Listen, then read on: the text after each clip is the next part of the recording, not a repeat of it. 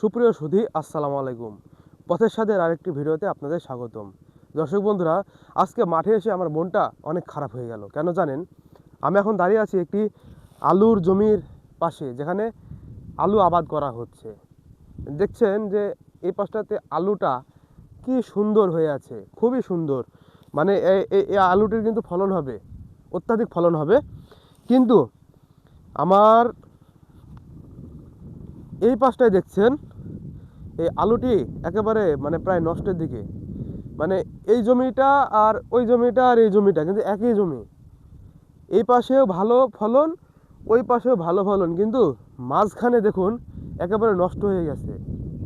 মানে এটি হওয়ার কারণ কিছু হতে পারে, হয়তোবা এখানে সার পড়ে গেছে বেশি, নয়তো পানি পড়ে গেছে বা কম পড়ে গেছে, মানে কোনো না কোনো সমস্যার কারণেই কিন্তু এই ফসলটি নষ্ট হয়ে গেছে।